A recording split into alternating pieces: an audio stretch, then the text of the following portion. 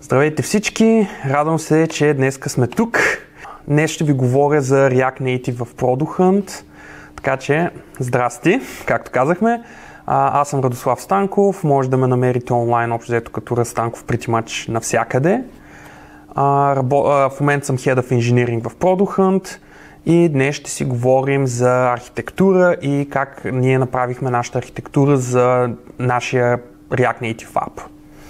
Но преди да вляза в по-технически детайли, по-скоро искам малко да ви дам контекст.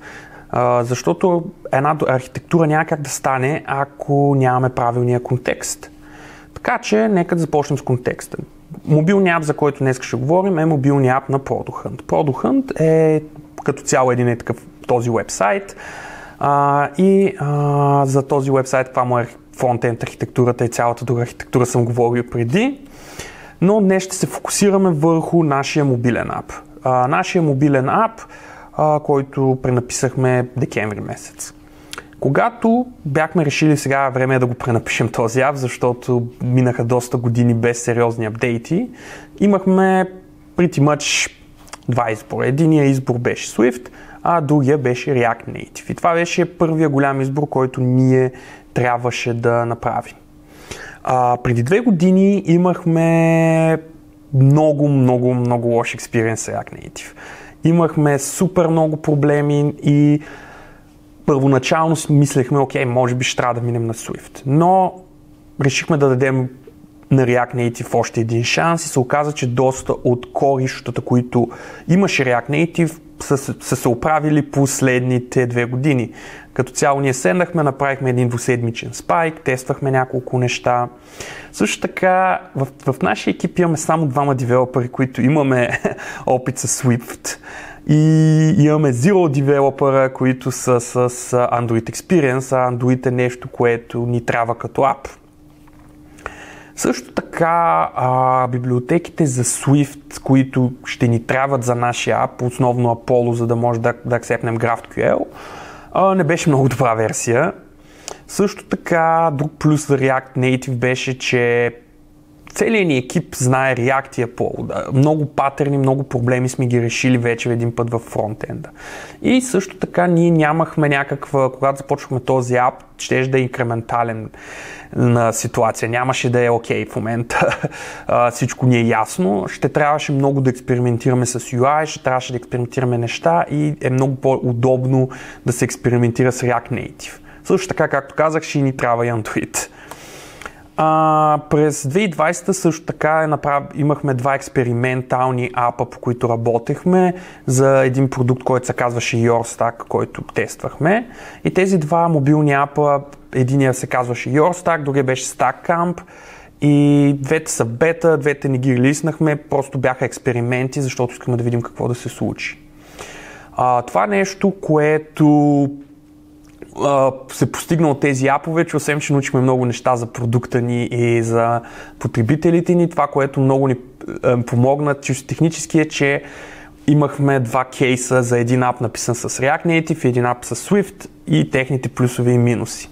И както сте се досетили от името ми на презентацията, ние решихме да минем с React Native и да напишем нашия ап с React Native, да успеем да го направим. Техническия стак след това беше доста традиционен за нас. Общо взето е абсолютно същия като стака ни, който ползваме за фронтенд, за web. React, GraphQL, TypeScript, Apollo, Jest и Prettier. Единственото по-интересно допълнение се казва Fastlane, който е toolset, написан на Ruby, за билдване и деплойване на мобилни приложения. Често казано Fastlane щяхме го ползваме и за Swift и за React Native. Просто е един много страхотен тул за взимане на сертификати, събмитване на нови версии, менажиране на TestFlight, без общо да кликаме през грозния UI на iTunes и на Google Play. Следващата стъпка от една архитектура, след като сме решили кой ни е първия леер, кой ни е леера с общо взето технологичния стак, е времето да почнем да мислим вече самата архитектура вътре на апа. И е много важно, това е една много важна стъпка, защото не искаме да влезем в ситуация, в която сме в тази картинка, където не можем да излезем от ситуацията. Също така ние имаме, нали, нашото мото си е Move fast and have breakfast, без breaking fast, breakfast, много е важно да няма спейсче и да може да работим по-бързо, да може да итерираме. И когато правим архитектура, и това общо взето при нас важи на абсолютно всяко ниво, е, че имаме 4 неща, които са много важни. Първото е Make Common Operations Easy, т.е. когато нещо се прави, по дефолт трябва да е лесно. Второто нещо е, че кода трябва да е добре организиран. Един девелопър не трябва да се чуди къде е нещо. Когато му се каже, окей, трябва да промениш този фичър, той да знае как да го намери. Другото нещо, което е много важно, особено в JavaScript света, е изолиране на депенденситата. Много често това, което се случва, е, че някой dependency ще се промени изпод апа и това ще блокира половината екип, докато не го апдейтнем. Заради това е много важно тези dependency да бъдат изолирани, за да може с времето да ги сменяме. И финалното е, че искаме да сме extensible и reusable, т.е. това, което правим в момента, да може да се преизползва. Примерно част от utility библиотеките, които бяхме написали за фронтенд, буквално ги преизползвахме за мобилния ап. И това, че те бяха доста generic, ни позволяваше да направи това. Ако трябва да ги приоритизирам тези неща, най-важното е Make Common Operations Easy, т.е. нещата, които трябва да се правят всеки път в нашето приложение, трябва да са абсолютно лесни.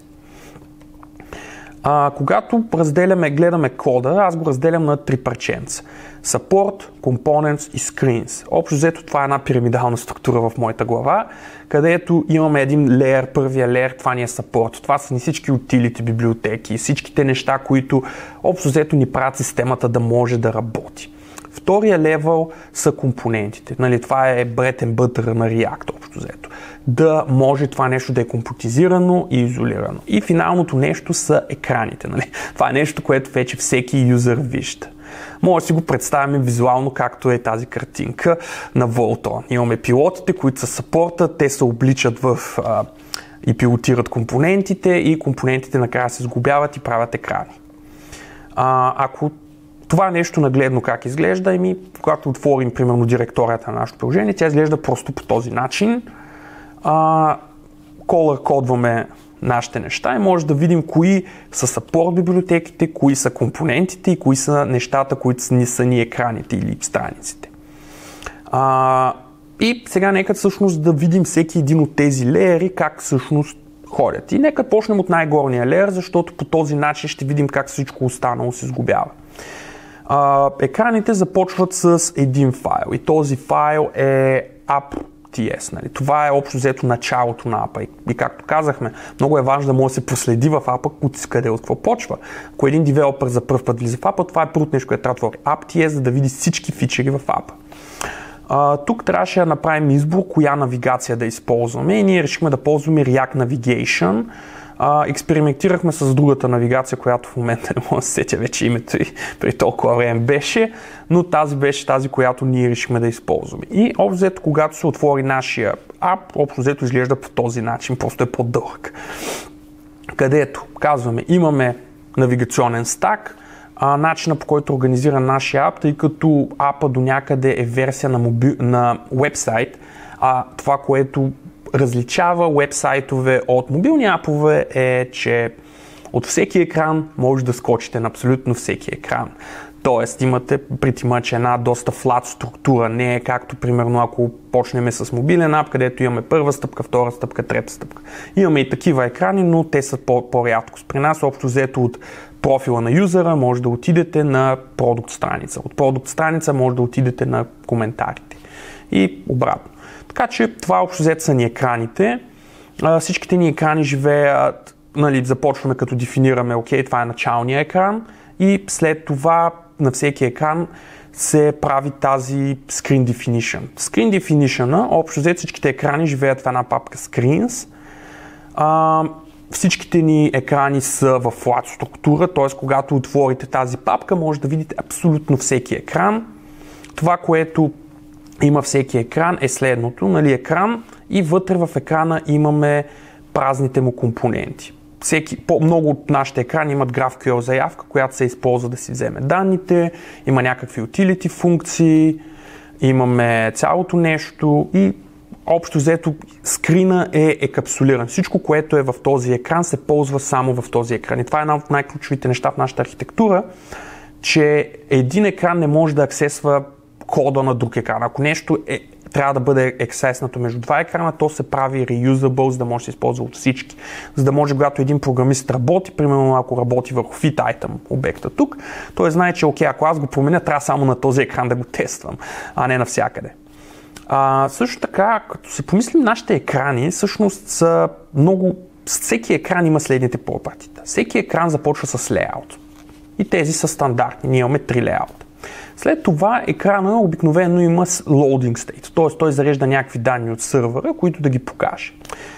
В лошите случаи имаме ерори. И тези ерори всъщност са доста познати. Те може да имаме проблем с сървъра, не сме намерили нещо, което ни трябва, юзера не е аутентикиран, не е авторизиран. В добрия стейт данните са заредени и ние това, което просто правим е, че рендираме вече конкретния екран.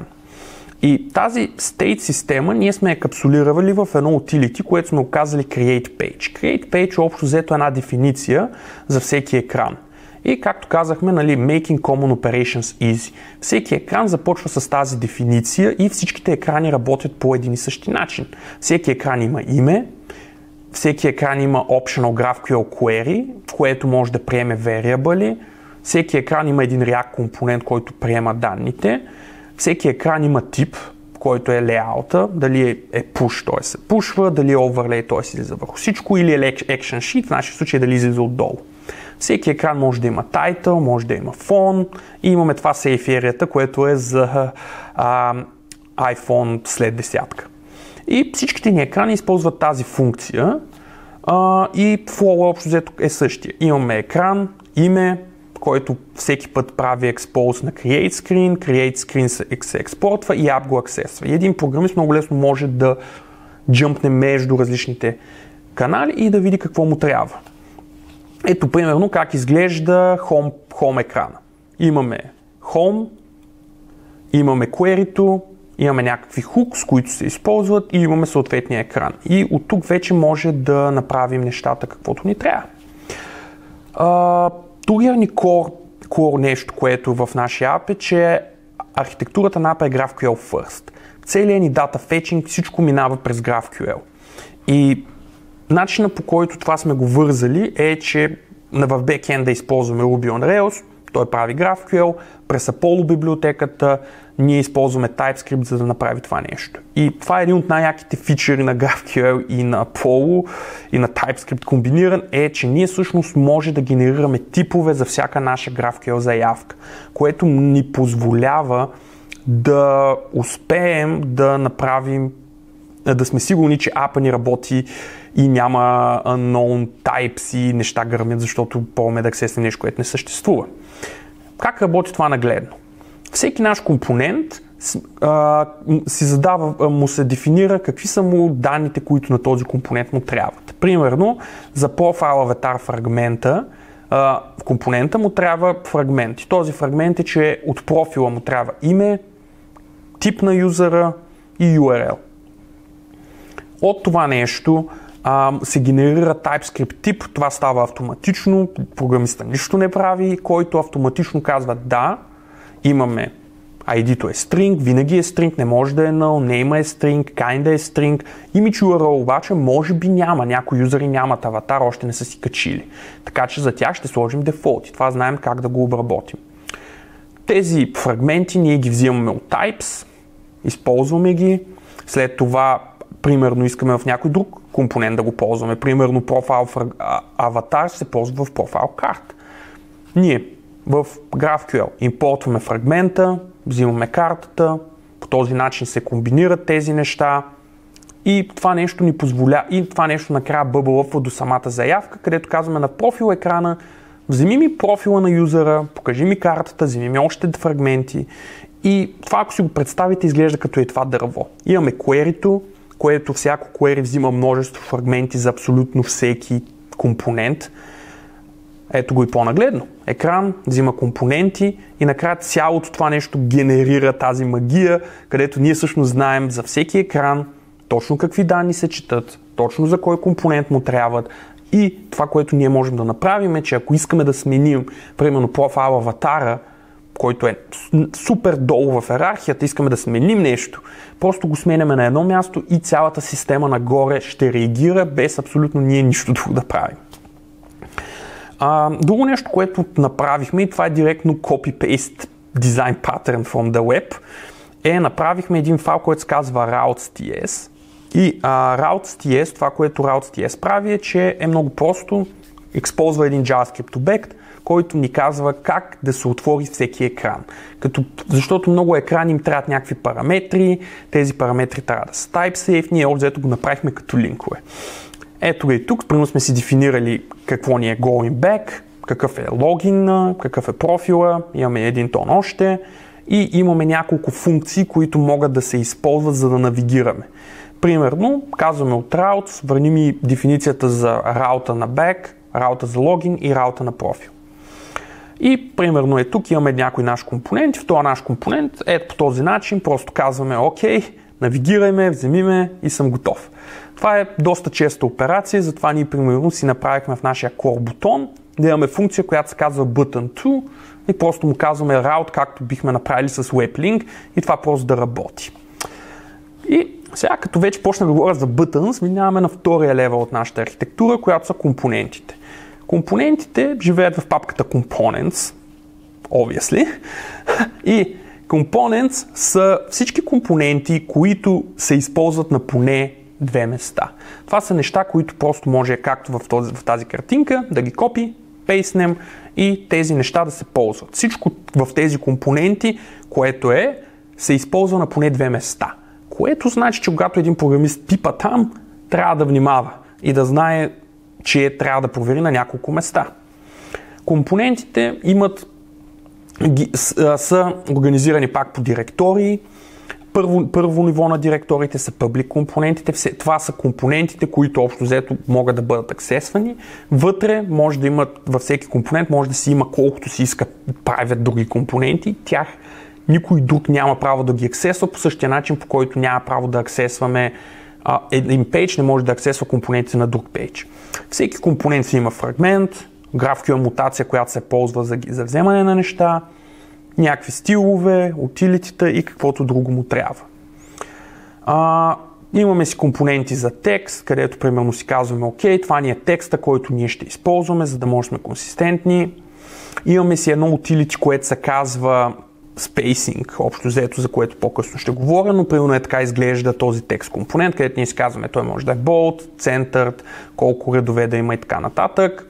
И може по този начин да си дефинираме всичките типове, по този начин не трябва да правим custom styling и апа изглежда консистентен. Другият ни интересен компонент, който вече показах, е бутона ни.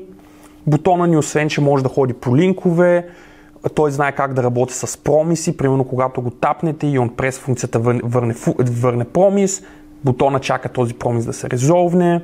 Автоматично имаме валидация дали юзера е логнат. Примерно, някои бутони не трябва да могат да се натиснат, ако юзера не е логнат. Ако юзер ги натисне, му казваме окей, логни се. Автоматично имаме бутони, които работят с GraphQL мутации, на които просто се подава мутация и цялото това нещо работи. И бутоните имаме няколко типа. Имаме бутон, който е просто текст, бутон, който е иконка, бутон, който е solid и outline. И това са всички бутони. По този начин всичко изглежда консистентно. Другото нещо, което, както забелязвате, не ни харесва е да пишем custom React Native стиловете, защото е доста досадно. Сме си направили компонент, който се казва Flex, който екапсулира Flex Layout Engine. И примерно имаме компонент, който се казва Flex Row, Flex Column, който просто прави редове и колони. Имаме Flex Expand, имаме Flex Grid, Flex Text и нали, това са като цяло нашите компоненти, които ние ги наричаме utility и styling. Нали, това са компоненти, които са кора в цялата ни система. Третият тип компоненти, които са в тази директория, са domain компоненти. Нали, както примерно виждате на този екран, повечето от тази информация, която е reusable, е свързана с домейна ни, т.е. показваме нещата. Примерно този компонент се казва post item. Post item, той какво има вътре? В него примерно имаме бутон, който е рапнат от Vault компонент бутона, който е рапнат от Post item компонента. И примерно и така изглежда структурата на този компонент. Имаме екран, имаме един компонент Dismissible Keyboard, който е reusable, имаме utility компонент, който е scroll, имаме Post item, който е domain, и имаме utility, които са Flex Column, Flex Row, имаме Vault бутон, който е domain, имаме button, който е utility, имаме icon и текст, които са стайлинг. И общо взето те смени. Това до някъде удра на Atomic Design, kinda, като цяло, при нас общо взето сме си разделили компонентите на два типа. Domain и Generic. Като разделянето е общо взето само смислено. Нямаме никакво в кода ни си личи. Това е просто вътрешно как ние сме си го направили. И финалното нещо, за което ще говоря, е Support. Общо взето е всичките утилитита, които имаме в нашето приложение. И това е доста широка тема. Имаме доста код. Това общо взето е всичко останало в нашия ап. Това нещо живее в папката Utils, Hooks и Styles. За Hooks и Utils няма да се фокусирам, защото са доста типични. Това, което ще се фокусираме е Styles. Styles са utilities, които се използват за стилизиране. Примерно имаме нещо, което абсолютно всичките стилинг компоненти и core компоненти поддържат, е spacing, както споменах по-рано. Примерно margin left M, което е medium, или padding left, който е large. Имаме това utility. Тук е един дисклеймер. Това utility по принцип е напълно ненужно в web. Това е нещо в нашия Flex компонент в Web го нямаме, обаче за React Native не сме открили начин как да направим нещо по-хитро, за да не се налага ръчно да правим марджини и падинги, така че какво да правим? Такъв е живота. И примерно е това нещо, което имаме тук, е, че имаме така изглежда този от това utility, просто има една функция, която се казва Spacing Style, на които и се подават properties, всичко е типизирано, и всеки компонент просто екстендва тези properties и си аплайва тези стилове. И всеки компонент, който искаме, може да има тези spacing utility. Това изчисти абсолютно огромно количество стайлинг компоненти. Другото нещо, което решихме още от ден едно, когато започнахме да работим от апа, е, че трябва да съпортваме Dark Mode и да поддържаме теми за нашия ап. Това нещо го на най-нисък левел използваме React Native Dynamic. Това е една библиотека за поддръжка на Dark Mode. Обаче, както казах, едно от нашото корище е да изолираме депенденситата. И начинът, по който сме изолирали, е, че използваме в Styles Themes, ние сме си заключили целият код, който е related към теми, където просто сме си изкарали хелпъри като useColor и примерно казваме useColor background. И това ти връща цвета спрямо темата на фона. И фона, примерно, е дефиниран с този мап, където си казваме, окей, имаме текст, който е динамик, в light ще е в този текст цвета ни, който ще е в dark mode ще е един, в light mode ще е друг и с use colors ние успяваме да го използваме директно. И общо взето да направим един бърз рекап за какво говорихме, защото изненадващо доста неща покрихме. Мисля, не е изненадващо се, ако правих слайдовете, но все пак. Говорихме как GraphQL ни помага да си организираме общо взето голяма част от архитектурата, която направихме за React Native нещата. Показах ви няколко хелпъра, които ви помагат да изолирате React Native Navigation, като Create Screen, Screen Helpers и общо взето как да използвате компонент паттерни като изолиране на депенденсита, директорията да ви показва кой какво има право да прави и тази концепция за домен компонентите. Общо взето това е от мен. That's all, folks.